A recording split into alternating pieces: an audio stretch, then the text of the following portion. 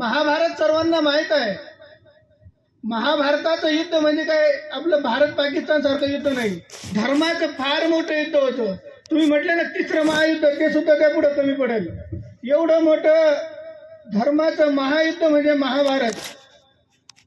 ह्या महाभारताचं युद्धाला ज्यावेळी प्रारंभ होणार होता, प्रारंभ होत असताना त्या ठिकाणी कुरुक्षेत्रावर सर्व मंडळी जमा झाली. जमा झाल्यानंतर अर्जुनाचे संवाद आहे. अर्जुन श्रीकृष्णाला सांगतात, हे केशवा, श्रीकृष्ण, माझा रथ दोन्ही सैन्याच्या मधोमध नेऊन उभा कर, म्हणजे मला नेमकं समजेल मला युद्ध कोणाशी करायचंय. सेनाभयूरमध्ये रथस्थापय मी अच्युता. हे अच्युता, हे केशवा, माझा रथ दोन्ही सैन्यांच्या मध्ये मधोमध नेऊन उभा कर, म्हणजे मला समजेल नेमकं युद्ध कोणाशी करायचंय. अशा परिस्थितीमध्ये महाभारत म्हणजे काही साधारण नाही. स्वतः भगवान श्रीकृष्ण रथाचे सारथी झालते.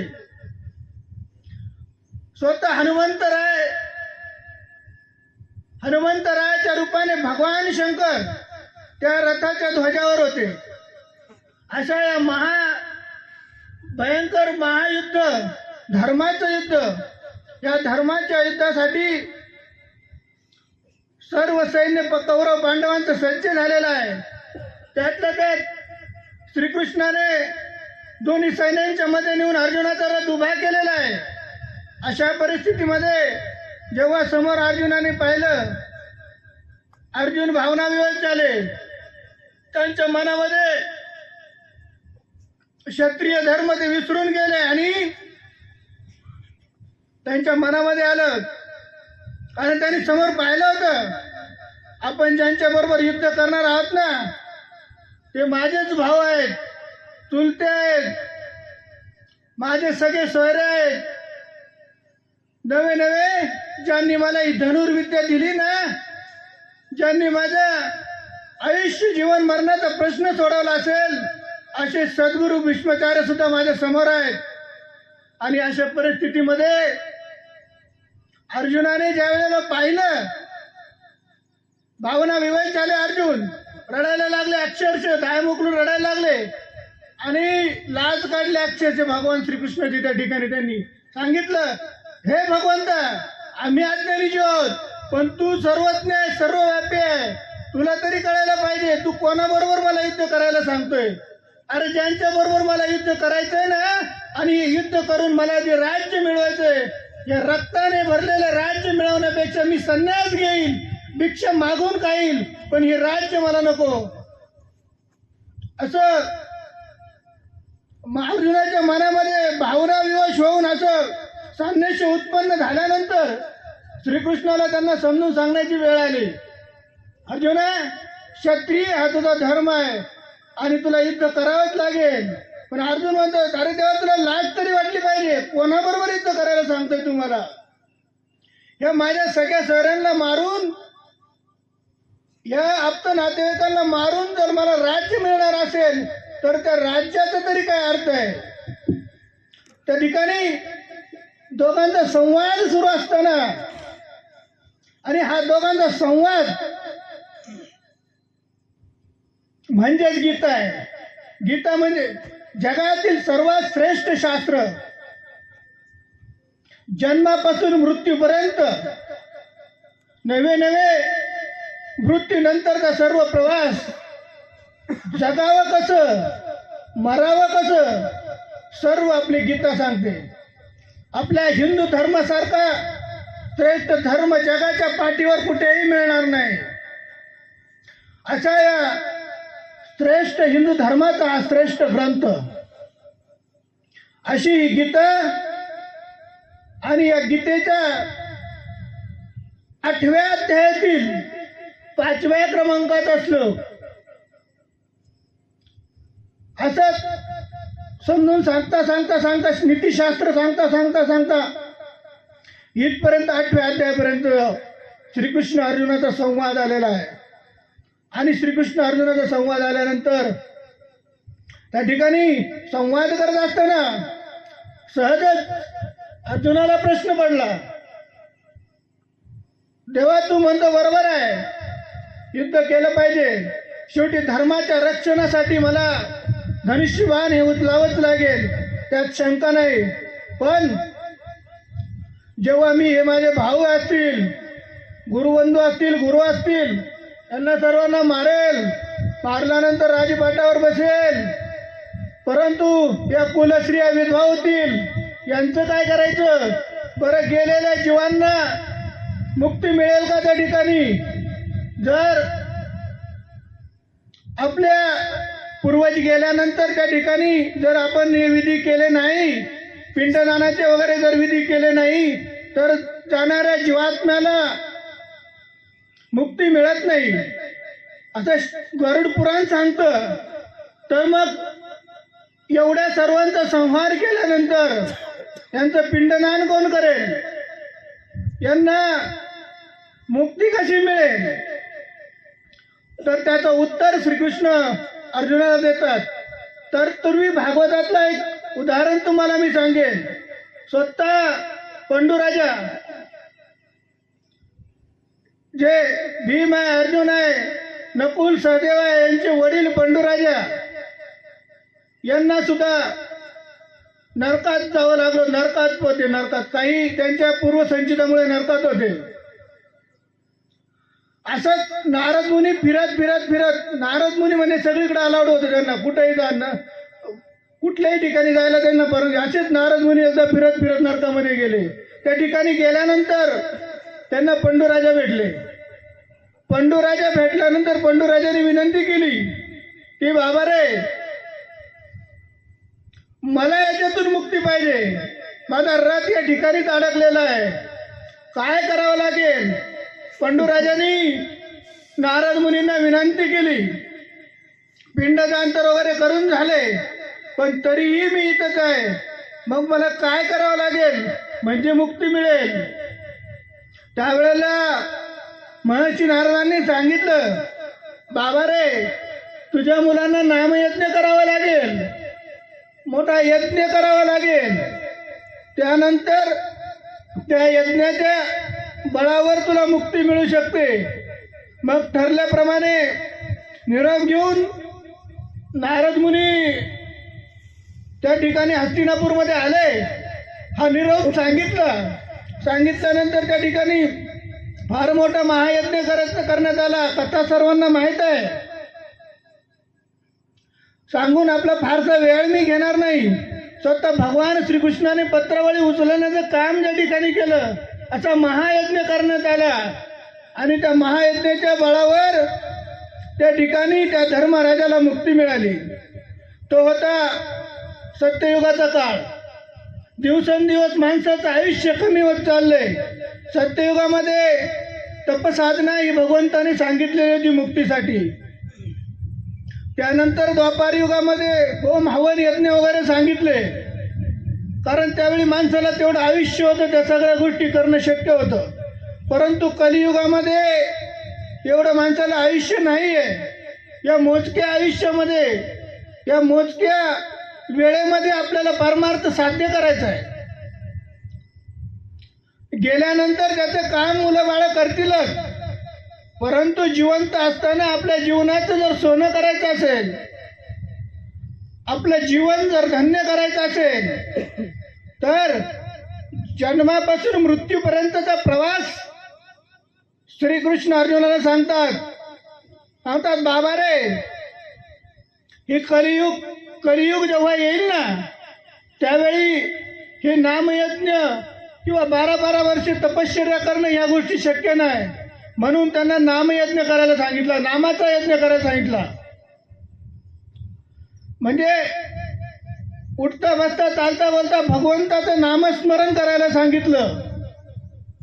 पण नामस्मरण करत असताना देवाचं नाव तरी कोणतं घ्यायचं? देवाला भरपूर, देवा नाही नाव, देवा नाही गाव आपण म्हणतो ना.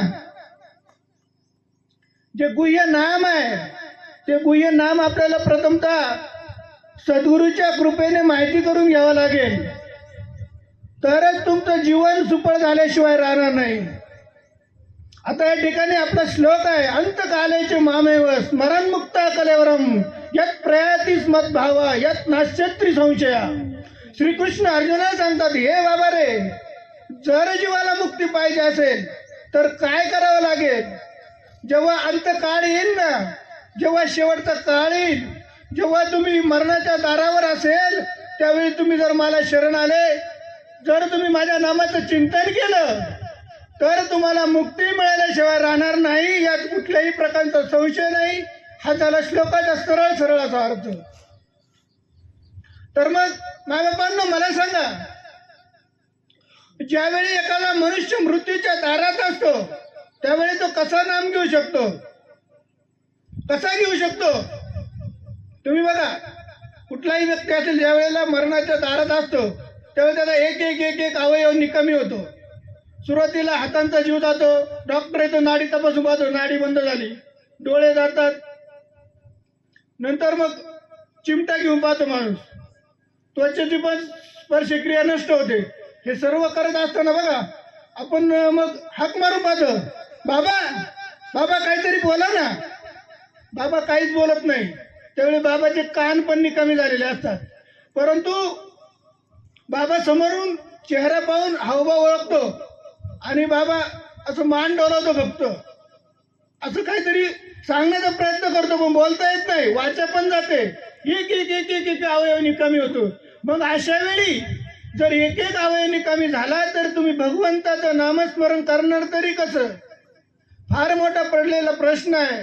आणि जर भगवंताचं नामस्मरण करायचं असेल तर आपल्याला 4 प्रकारचे वाणी आहे, परा, पश्चिंती, मध्यमा आणि वैखरी. आपण जे बोलतो ना, आपण जे बोलतो, आता जो मी जे बोलतो ही वैखरी वाणीने बोलतो, ही झाली वैखरी वाणी. परा, पश्चिंता, मध्यमा आणि वैखरी.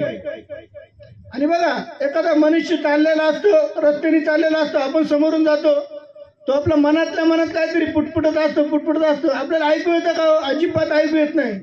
तरी पण त्याच्या चेहऱ्यावरचे हावभाव पाहून आपण म्हणतो, काय रे, काय मनातल्या मनात बडबड करतो? त्याला म्हणायचं मध्यमा वाणी.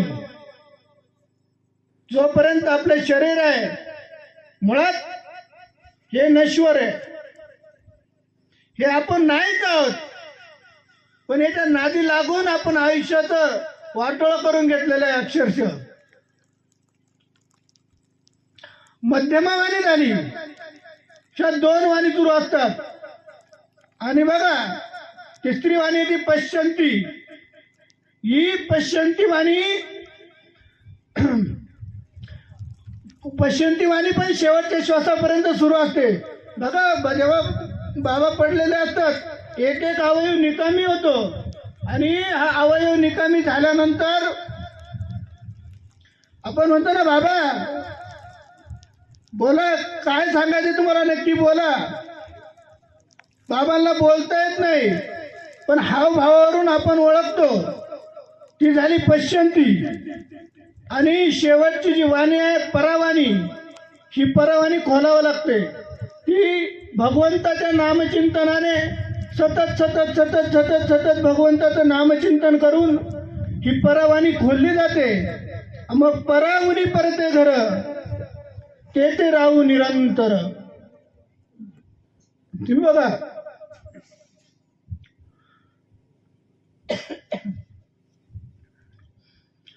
ही परावाणी खोलल्यानंतर ह्या परावाणीनं जर आपण चिंतन केलं, भगवंताचं नामस्मरण केलं, तर निश्चितच आपण भगवत स्वरूपाला जाऊन मिळाल्याशिवाय राहणार नाही.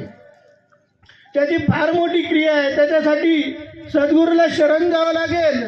सद्गुरूनं दिलेल्या गुह्य नामावर आरूढ राहून मगच तुमची परावाणी खोलता येईल. मग तुम्ही म्हणाल आम्ही रामकृष्ण हरी म्हणू, राम राम म्हणू, किंवा भरपूर भगवंताची नावं ही घेऊन चालेल का? या नामाने काय होईल? पुण्य होईल. आणि पुण्याचा साठा झाल्यानंतर काय होतं? जेव्हा पुण्याचा साठा भरपूर होतो ना, त्यावेळेला तुम्हाला इंद्रपद भेटू शकतो. फार तर फार इंद्रपद भेटू शकतो. एकदा असंच भगवान शंकर आणि पार्वती माता एका वटवृक्षाखाली बसलेले होते. आणि त्या ठिकाणी एक मुंगळाच्या दुसऱ्या मुंगळाला पाठीवर घेऊन चाललेला होता. ते पाहून भगवान शंकरांना हसू आलं. स्वतः भगवान शंकर होते, ते काय असे विनाकारण तर हसू शकत नाही. माता पार्वतीने प्रश्न विचारला, जेव्हा तुम्ही काय असला? सुरुवातीला भगवंतांनी टाळाटाळ केली, परंतु नाईलाज असतो त्यांना सांगायची वेळ आली. सांगितलं, ऐक पार्वती, हा जो मुंगळा चाललाय ना, मुंगळा हा पूर्वी इंद्र होता म्हणे, आणि त्याला ते खुर्चीवर बसायची सवय अजून गेली नाही, म्हणून तो दुसऱ्याच्या पाठीवर बसून अजूनही चाललाय. जेव्हा पुण्याची पावटी सरे, इंद्रपणाची उटी उतरे, येऊ लागे माघारी मृत्यू लोका. पुण्य झालं तर काय होतं? फार तर फार इंद्रपद मिळेल, पण या जन्म मृत्यूच्या फेऱ्यातून आपण सुटणार नाही. हे जन्म मृत्यूचं मुळात माणसाला दुःख काय हो? माणसाला सर्वात मोठी भीतीच मरणाची. आणि तुकाराम महाराज म्हणतात, मरण माझे मरून गेले, मज केले अमर. हे तुकाराम महाराजच्या वाक्याला काहीतरी अर्थ असेल ना, त्याची बोगस तर बोलू शकत नाही ना. संत होते ते, सहज बोलणे हितोपदेश, तरुणी सहज शिकविती. संतांचे उपदेश आहे, संतांचा एक एक शब्द, एक एक शब्द. हे ग्रंथ कसे निर्माण झाले? ग्रंथ म्हणजे संतांनी स्वतःला आलेले अनुभव लिहून ठेवले आणि त्याचे सर्व ग्रंथ तयार झाले. ते तुकाराम महाराज म्हणतात, मरण माझे मरून गेले, मज केले अमर. या स्थितीपर्यंत आपल्याला पोचायचंय. या स्थितीपर्यंत जर पोचायचं असेल तर सद्गुरूला शरण जावं लागेल. सद्गुरूला शरण गेल्यानंतर ते आपल्याला जे गुह्य नाम देतील, त्या नामचिंतनाच्या माध्यमातून आपली परवानी खोलली जाईल, भगवंताची ओळख होईल. मुळात मी कोण हाच पडलेला सर्वात मोठा प्रश्न आहे. तर समजा माझं नाव गणेश आहे, पण हे गणेश आई वडिलांनी ठेवलेलं नाव आहे. बरं, ज्यावेळी आईच्या उदरात नव्हतो त्यावेळी पण कुठेतरी मी होतच ना. आज आजी आपल्यातून गेलेला आहे, मला वाटतं काय 84-80 वर्षाच्या आजी होत्या. या आजी जन्माच्या अगोदर पण कुठेतरी होत्या आणि गेल्यानंतर पण कुठेतरी असणारच आहे ना. मग हे जे जन्म मरण आहे, पुनरपी जन्म पुनरपी मरणम येता नाही जैनम, हे जे जन्म किती वेळा जन्म यावे, किती वेळा जन्म यावे असं आहे ना. म्हणून हे जन्म मरण टाळण्यासाठी सद्गुरूला शरण जावं लागेल. बरं, मग तुम्ही म्हणणार हे सद्गुरू संत ओळखायचे तरी कसे? दोन्ही दिसती सारिके, वर्म जाणीती पारिके. साधू संत ओळखायचे काहीतरी नियम असतील ना, खूण असेल ना. जसं गणेश महाराज ओळखायची, त्यांच्या चेहऱ्याकडे पाहिल्यानंतर, त्यांचा फोटो पाहिल्यानंतर तुम्ही सहज ओळखू शकणार, त्यांना माहिती येते. तसं भगवंत ओळखण्यासाठी ज्यांचे 6 विकार गेले ना, ते साधू झाले. सहज सोपी व्याख्या आहे, त्यांनी 6 देऊन टाकले, ते साधू झाले, संत झाले. काम, क्रोध, मद, मत्सर, दंभ, अहंकार या 6 विकारांवर ज्यांनी विजय मिळवला ते साधू झाले. बरं, या विकारांवर विजय मिळवणं पण काय फार सोपी गोष्ट आहे असं नाही बरं का. कारण काय होतं, मुळात हे शरीराचेच भाग आहेत सर्व, त्यांना आवरणं शक्य नाही. मग काय करावं लागेल? रामदास स्वामी सांगतात, हो सावधान म्हणतात. रामदास स्वामींना कळलं होतं आपलं काही खरं नाही. या जन्म मृत्यूच्या राटगाडग्यात आपल्याला पडायचं नाही. संसाराच्या राटगाडग्यात पडून आपलं वाटोळा करून घेण्यापेक्षा ते सरळ सरळ लग्नाच्या बोलल्यावर उभे असताना सावधान बडजी म्हटले आणि रामदास स्वामी जे पळून गेले, अरण्यात निघून गेले. पण तरी त्या ठिकाणी सुद्धा त्यांना त्यांचं मन आवरता आलं नाही. या विकारांपासून त्यांना आवरता आलं नाही.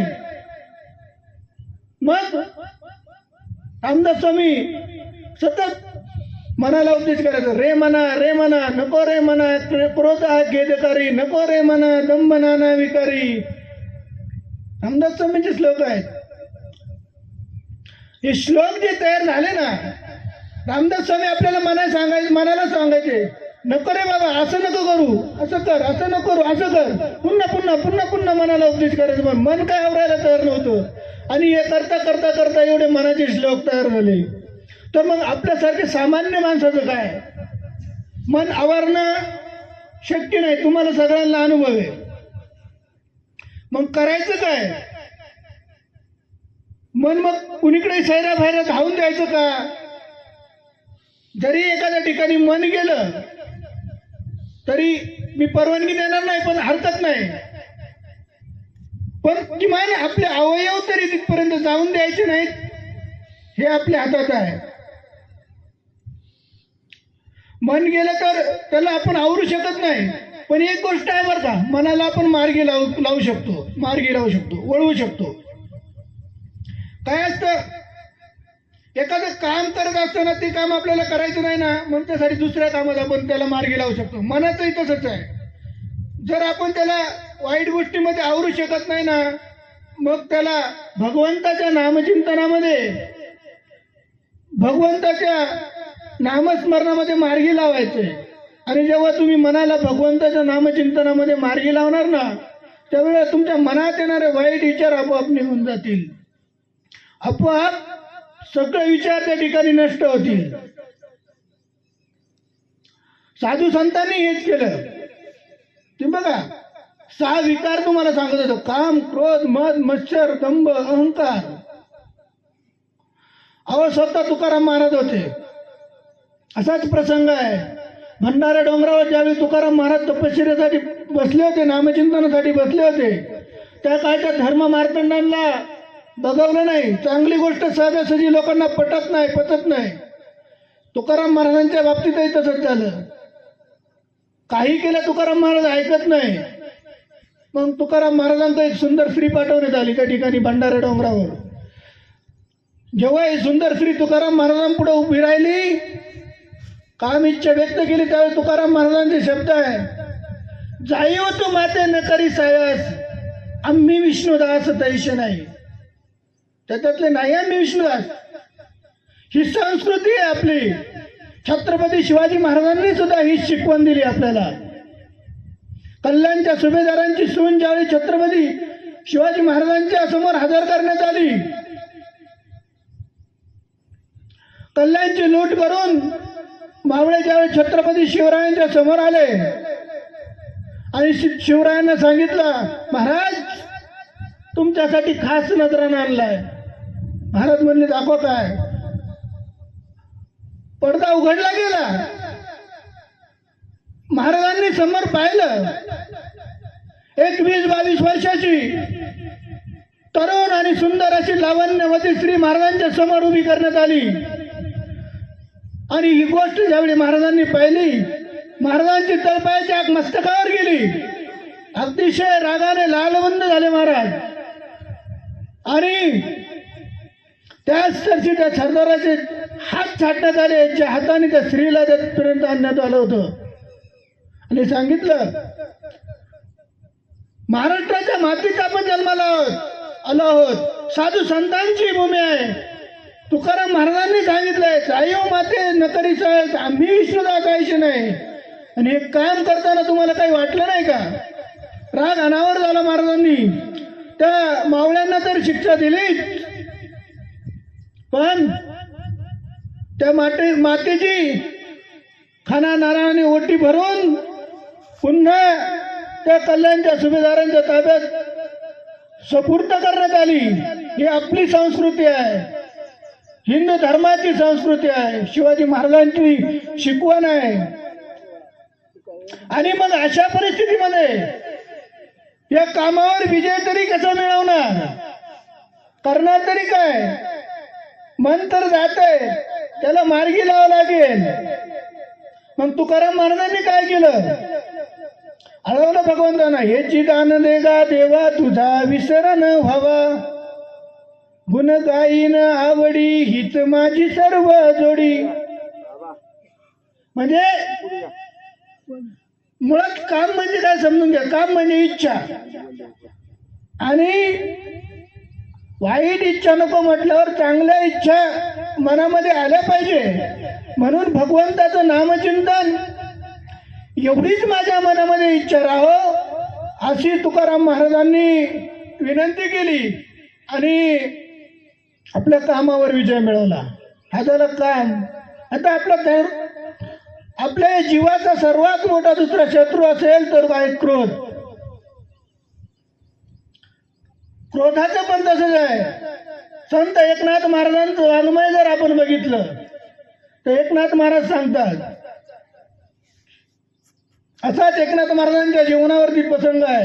त्या काळच्या धर्म मार्तंडाने एकनाथ महाराजांना सुद्धा त्रास द्यायचं सोडलं नाही. एकनाथ महाराज गंगेचं स्नान करत असताना त्या ठिकाणी भिंतीवर बसून एक येऊन त्यांच्या अंगावर धुंकला. महाराज पुन्हा नदीवर गेले, स्नान केलं, पुन्हा आले, तो पुन्हा थुंकला. 108 वेळा असं घडलं. शेवटी वैतागून त्या यवनाने एकनाथ महाराजांना विचारलं, बाबा रे, मी 108 वेळा या तुमच्या अंगावर थुंकलो, तुम्हाला राग नाही आला का? क्रोध आला नाही का तुम्हाला? एकनाथ महाराजांनी उलट त्यांनाच धन्यवाद दिले. एकनाथ महाराज म्हणले, बाबा रे, तू 108 वेळा माझ्या अंगावर थुंकला म्हणून या गंगेचं 108 वेळा मला स्नान घडलं. उलट तुला धन्यवाद दिले पाहिजे. हा क्रोधावर मिळवलेला विजय आहे. मग एकनाथ महाराजांना तुम्ही म्हणा राग येत नव्हता का? ज्यावेळेस धर्माचा विषय यायचा ना, धर्माच्या विरोधात बोललं जायचं, ज्यावेळेस आपलीच माणसं धर्म ऐकत नव्हते ना, त्यावेळेला एकनाथ महाराजांना सुद्धा राग व्हायचे. या विकारांना मार्गी लावलं पाहिजे, चांगल्या कार्यात सहभागी करून घेतलं पाहिजे, हे तुम्हाला सांगायचंय. जे एकनाथ महाराज 108 वेळा येऊन अंगावर थुंकला, एकदाही रागावले नाही. त्याच एकनाथ महाराजांच्या भागवतातले एक ओळ तुम्हाला सहजच सांगणार. काय माय गेली होती भूतापाशी, नाम नये मुका अरे मुडा. या खालच्या पातळीवर येऊन एकनाथ महाराज बोलले. कारण ज्यावेळी धर्माचा विषय येतो ना, त्यावेळेस मग असं मोचाळपणा शांत बसून चालणार नाही. त्यावेळी पेटून उठावंच लागेल. मग त्यावेळी आपण क्रोधाचा विचार करून चालणार नाही. गीता म्हणजे काय? गीता तेच आहे. ज्यावेळी धर्माचा प्रश्न आला ना, मग कोण भाऊ, कोण बहीण, कोण काय नाही. मग धर्मापेक्षा श्रेष्ठ काय नाही. काम, क्रोध, मद, मत्सर, दंभ, अहंकार, 6 विकार आहे. एक एक विकार सांगायला गेलं तर भरपूर वेळ जाईल. आपला विषय काय? अंतकालेची मामेव स्मरणमुक्ता कलेवरम यत् प्रयातीच मद्भावा याती नास्त्यत्री संशया. श्रीकृष्ण म्हणतात, अर्जुना, सामान्य जीव ज्या वेळेला अंतकाळामध्ये माझं स्मरण करेल त्यावेळेला तो मला येऊन मिळेल. आणि जो मला येऊन मिळाला ना, तर त्याच्या जीवनाचं सोनं झाल्याशिवाय राहणार नाही. त्याचा इहलोकीचा प्रवास हा सुखकर झाल्याशिवाय राहणार नाही. आपण आता ही कीर्तन प्रवचन तरी काय करायची? तुम्ही म्हणाल अन्नदान केलं. आपण अन्नदान केल्यानंतर फार मोठं पुण्य होतं. या आजींच्या दशक्रिया विधी निमित्त सुद्धा अन्नदान ठेवलेलं असणारच आहे. म्हणजे अन्नदानाने काय होईल? एक टायमाची तृषा भागेल त्या आजींची, एक टायमाची भूक भागेल. परंतु ज्ञानदान एवढं श्रेष्ठ आहे तर आजींचं विमान जे आहे ते स्वर्ग लोकांपर्यंत पुनरपि जन्म पुनरपि मरणम या फेऱ्यातून सुटल्याशिवाय राहणार नाही. म्हणून हे सगळे विधी करायचे आहेत. मुळात 13 दिवस हा जीव या ठिकाणी वास्तव्यास असतो. तुम्ही बघा, पिंडदान करताना पिंडाला कावळा शिवला पाहिजे म्हणतात. कावळाच का शिवला पाहिजे? दुसरा प्राणी चालत नाही का? आपलं हिंदू धर्माचं शास्त्र फार मोठं आहे. प्रत्येक गोष्टीमध्ये ज्ञान आहे, विज्ञान आहे. असंच ज्यावेळी अमेरिकेने शोध लावायचा प्रयत्न केला, प्रत्येक पक्षाचे डोळे चेक केले ना, कावळ्याचे डोळे चेक करण्यात आले. त्याच्यात एवढा मोठा 3D कॅमेरा आहे ना, इथं आपण बसलो कोणालाच दिसत नाही, पण त्या कावळ्याला दिसतंय नेमकं आजी कुठे आहे आणि काय करतायत. आता आजी आजही आपल्यात आहेत अदृश्य रूपाने. मुळात जाणारे आपण नाहीच आहोत. श्रीकृष्णाने अर्जुनाला गीतेत हेच सांगितलं की बाबा रे, यांना मारणारा तू कोण आहे? मारणारा वेगळेच आहे. चाले ही शरीर कोणाची असते, कोण बोलवितो हरिविन, देखवी ऐकवी एक नारायण, तयाची भजन चुकू नका. मारणारा तू नाहीच आहे आणि मरणारे सुद्धा ते नाहीच आहे. मुळात आत्मा अमर आहे. आपण जे आहोत ना, हे भाड्याने दिलेलं घर आहे तात्पुरतं. जन्मापासून मृत्यूपर्यंत भाड्याने दिलेलं हे घर आहे आपल्याला. हे आपण नाही आहोत. याची आसक्ती पहिली सुटली पाहिजे. पण झालंय काय, मुळात याला आपण जास्त चिटकून बसल्यामुळे सगळा प्रॉब्लेम झालाय. याला मी ध्येय नसून मी आत्मस्वरूप आहे या बोधावर राहता आलं पाहिजे. कर्म असूनी कर्मातीत. जे काही करतोय मी, जे काही कर्म करणार आहे ते कोण करतंय? भगवंत करून घेणार आहे. मी कोण आहे या ठिकाणी? मुळात माझं काही इथं नाही आणि मी नाही. माझा कुणी नाही आणि मी कुणाचा नाही. बघा अर्चना, नाही रे नाही कुणाची कुणी, बहीण कुणाची, भाऊ कुणाचे, अभंग तुम्ही ऐकलेलं आहे. फारसा वेळ घालवणार नाही मी. कोण कुणाचं नाही हो या जगामध्ये. सर्व जी माणसं आहेत ना स्मशानापर्यंत आहे, तिथून पुढे कोण कुणाचं नसतं. बाय बापांनो, असाच एक युवक दररोज मंदिरात जायचं, पाठपूजा करायचं. अचानक येणं बंद केलं. साधूबाबांनी विचारलं, का रे बाबा एवढे दिवस तुझं रोज मंदिरात येत, आता काय झालं?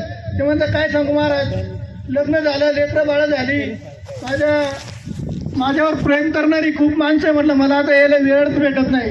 असं का? मग महाराज म्हटले, खरंच तुझ्यावर प्रेम करणारी माणसं एकदा चेक करून तरी बघू आपण. आणि मग परीक्षा घ्यायचं ठरलं. अष्टांग योग साधना त्या ठिकाणी त्या युवकाला शिकवण्यात आली आणि अष्टांग योग साधना शिकवल्यानंतर योग साधनेच्या जोरावर तो योग त्या ठिकाणी करिदाव निश्चित पडला. अचानक धाडतन पडल्यानंतर एकदम कल्लोळ झाला. हंबरडा फोडून सगळे रडायला लागले. बाप प्रेमले. आता बायकोने हंबरडा फोडायला सुरुवात केली, मुलांनी हंबरडा फोडायला सुरुवात केली, आई बापांनी हंबरडा फोडायला सुरुवात केली. आणि हा सगळा प्रकार घडत असताना साधू त्या ठिकाणी आले आणि साधूंनी विचारलं, काय झालंय? म्हटले, बघा आई वडिलांनी सांगितलं, ज्याच्या खांद्यावर आम्ही जायला पाहिजे होतं त्यांना खांद्यावर घेऊन जाण्याची वेळ आली. एवढी वाईट वेळ येण्यापेक्षा भगवंताने आम्हाला का घेऊन गेले नाही? तर हा सगळा प्रकार पाहिल्यानंतर साधू म्हटले, तुमची अवस्था पाहून मला जरा दया आली, याला मी उठवू शकतो, परंतु एक अट आहे. म्हटले बोला. साधूने एक दुधाचा ग्लास घेतला, त्यामध्ये आपला अंगारा टाकला आणि सांगितलं, हा दुधाचा ग्लास जो कोणी पिईल तो मृत्यू पावेल आणि हा उठून बसेल. आईकडे दुधाचा ग्लास नेण्यात आला.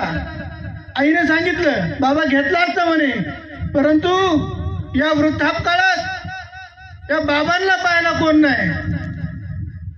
ठीक आहे म्हणे. बाबांकडे घेऊन गेले. बाबांनी सांगितलं, बाबा रे म्हातारी मायाशिवाय काही जेवण करत नाही, मला घेऊन जमणार नाही. तिकडे पत्नीचं टाव फोडूनच रडत होती. म्हटले, आता पत्नीने तर घेतलाच पाहिजे म्हणले. एवढं आयुष्यभर जिच्यावर प्रेम केलं आपण, तिने तर हा घेतलाच पाहिजे. केलं पत्नी पुढं. पत्नीने सांगितलं, हा नाही तर दुसरा काय, त्याच्या वाचून अडकलं नाही. शेवटी स्मशानापर्यंत सगळे, अंतकाळाला कोणीच नाही, कोणीच कुणाचं नसतं. म्हणून जीवन जगत असताना भगवंताचं नामस्मरण करा, भगवंताच्या नामावर आरूढ राहा आणि भगवंताच्या नामावर आरूढ राहून आपल्या जीवनाचं सोनं करून घ्या. हाच खरा परमार्थ आहे. आई वडिलांची सेवा केली पाहिजे, सासू सासऱ्यांची सेवा केली पाहिजे, त्याच्यात खरा परमार्थ आहे. बोलता बोलता तुम्हाला सांगून जाईल, या आजी जे आपल्यातून गेलेला आहे फार मोठा परिवर्तनाच्या माग आहे. शेवटी आई ती आई असते हो, आई ती आई असते. आईसारखं दुसरं दैवत या जगामध्ये साने गुरुजी भेटणार नाही तुम्हाला. साने गुरुजी म्हणतात, आई थोर तुझे उपकार फेडीन पांग सारे, आणीन आरतीला चंद्र सूर्य तारे. चंद्र सूर्य तारे जरी आईच्या सेवेसाठी आणले ना तरी कमी पडतील. ज्यांची आई गेली ना आई, त्यांना आईचं महत्व कळतं. विचारा माझ्या सकाळी दादाला, ज्यावेळी आई गेली ना, आई ज्यावेळी मृत्यूच्या शय्येवर पडली ना, त्यावेळी काय दुःख असेल ते माझ्या सकाळी दादाला विचारा. शब्दात सांगण्यासारखं ते दुःख नाही. माझ्या जिजाताईला विचारा आईचं काय दुःख असेल, संगीताताईला विचारा. अरे आमची रंजनाताई आहे, त्यांना विचारा आईचं काय दुःख आहे.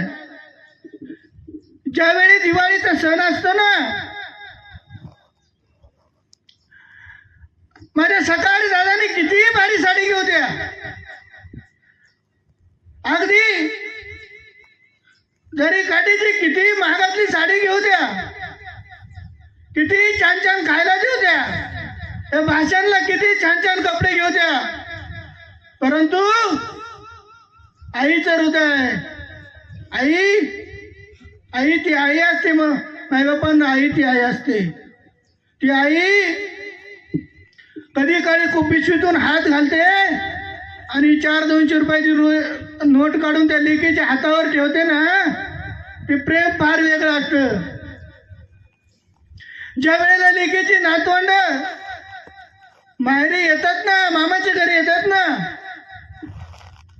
आईला कळतं आता उन्हाळ्याच्या सुट्ट्या लागणार आहे, माझ्या नातवंडांना सुट्ट्या लागणार, आता महिनाभर इकडे राहायला येणार आहे. आई ती आजी अगोदरच सर्व तयारी करून ठेवते. खाऊ असेल, आंबे असेल, सर्व अगोदरच. माझी नातवंड येणार आहे, माझी ताई येणार आहे.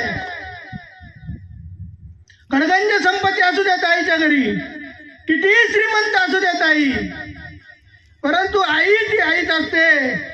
आईची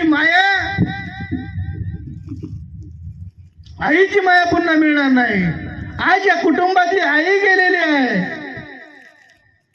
आणि ज्या वेळेला घरातली आई आणि बाप जातो ना, घराचं घर पण जातो. वृद्ध असू द्या, पर जागेवर बसलेले असू द्या आई बाप, पण जशी वटवृक्षाची सावली असते ना, तशी आई बापांची या लेकरांवर सावली असते. आई बापांना सावली असते, फार मोठी सावली असते. कदाचित सर्वच श्रावण बाळ नाही होऊ शकत. आठवा ते रामायण तुम्हाला मी बोलता बोलता बऱ्याच वेळा सांगितलं. आपला जे धर्मग्रंथ आहे, आपलं जे शास्त्र आहे फार मोठं आहे. आठवा एकदा रामायण. अरे सावत्र आईच्या शब्दासाठी राज्य सोडून वनवासाला गेले प्रभू रामचंद्र.